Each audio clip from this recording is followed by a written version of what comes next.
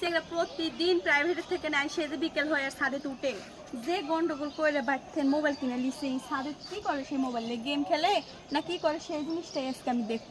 শোনা, তোমাকে দেখতে না পাই তো আমাকে ভালোই লাগতে না। তে ভাবনু যে তোমাকে আমার বাড়িতে লেসবো, আমার বাড়িতে একটা ডাইনি ভাবি আছে।